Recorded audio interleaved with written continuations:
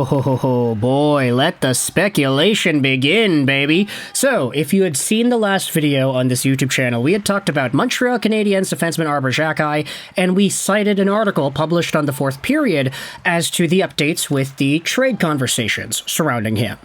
Well, we're bringing up this same article to introduce this topic in this video, May 12, 2024, Cup or Bust Mentality for Toronto, published by David Pagnotta, because if you scroll down past all the Toronto Maple Leafs stuff in this piece, and you go over into the here and there section of the article, scroll down a little bit and read what Pagnotta has to say about the Winnipeg Jets. Some teams are wondering if Cole Perfetti's minimum usage in the playoffs means the Winnipeg Jets will take calls on him this summer.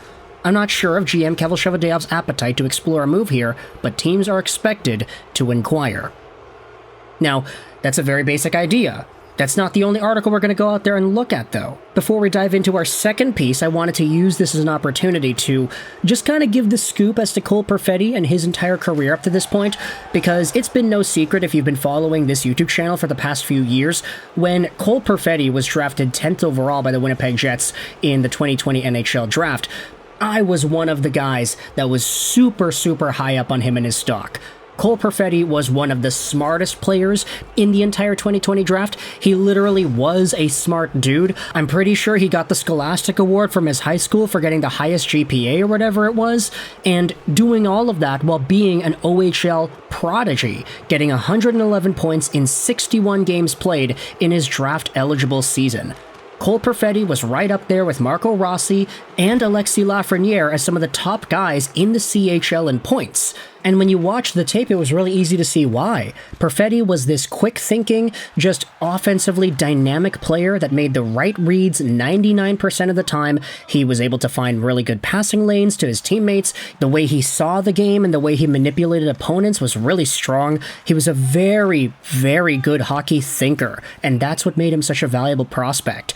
Eventually, he was taken by the Jets. He spent some time developing in the Ontario system, and eventually he made his way over to the AHL. Last year, Cole Perfetti had 30 points in 51 games played, and this year he had 38 points in 71 games.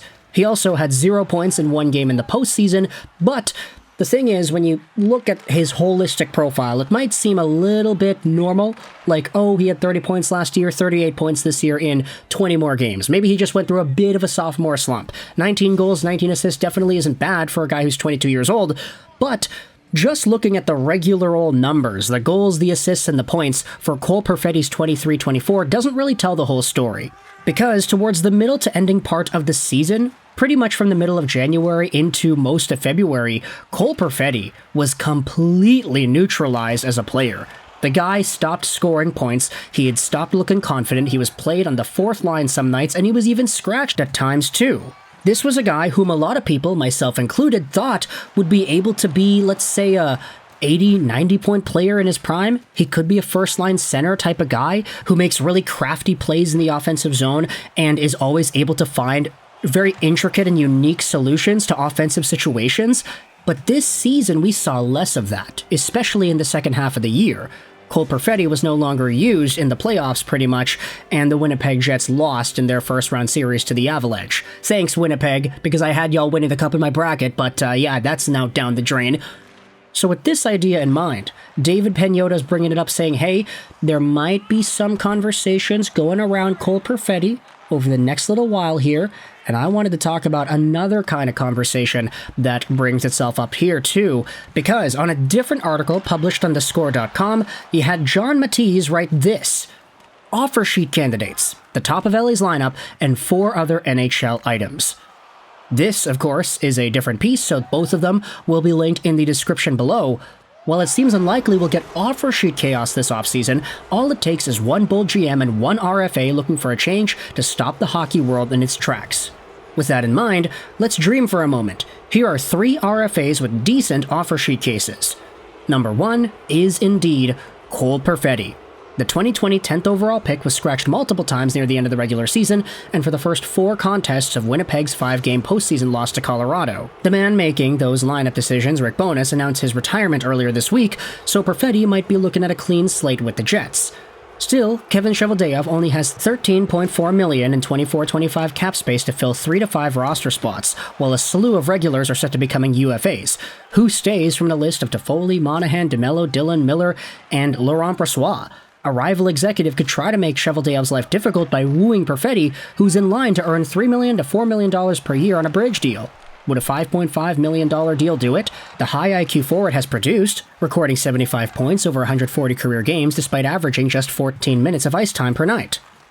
And with this idea in mind, I thought it was super intriguing to talk about the offer sheet, because for Cole Perfetti, if you are a believer in his game like I am, you could potentially look at him and his situation in Winnipeg as one of these untapped potential situations. If the Winnipeg Jets are in a pretty tough spot when it comes to projecting what Perfetti will be, if one GM decides that he's going to be a lot better than what the Jets think he's going to be, then it becomes easier for them to say, hey, here's a $5.56 million AAV contract because we think you're going to be amazing as your entire career goes on. They don't even have to commit too much to him. They can just say, here's a $6 million by 1 year deal. Pull off the same Jesperi Kotkaniemi Carolina Hurricanes crap that we had seen a few years ago, and then sign the guy to a longer-term extension after that. That's a possibility if you really wanted to stretch it. And for Cole Perfetti, he's one of these guys who, in my very obviously biased opinion, is so skilled and thinks the game so well that it's worth the risk of going out there and considering whether or not you'd want to bite the bullet and say, okay, we gotta get this guy. Let's offer sheet him. Now, of course, you'd only really get this to work if the offer sheet is in a pretty big dollar amount territory, because we always have to say this, but an offer sheet without the player accepting is just an offer. It's not really done or anything.